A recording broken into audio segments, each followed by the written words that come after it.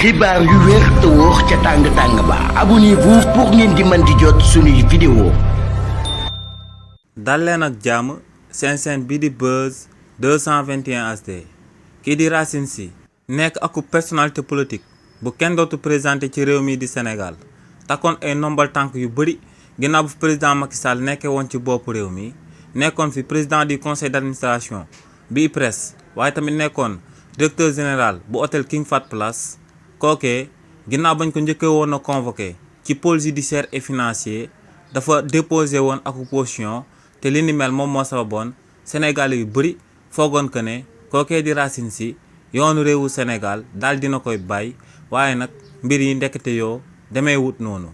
lu sabab lu tax ñu wax li ni mel moom mooy que ne kookee di Racine Sy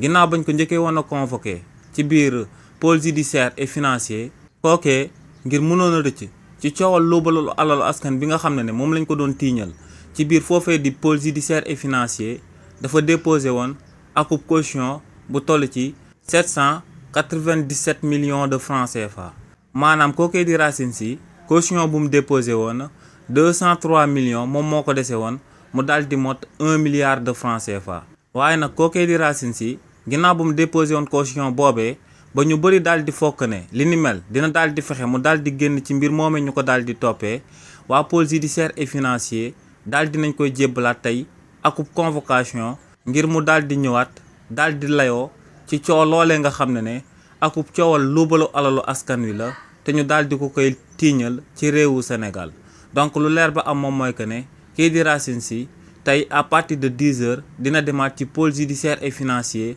daal di fay layoo ci benn dossier judiciaire ci bi nga xam ne luubal alalu askan wi moom lañ ko fay daal di toppee. xibaar yu wér te wóor ca tàng ba abonnez-vous pour ngeen di mën di jot suñuy vidéo.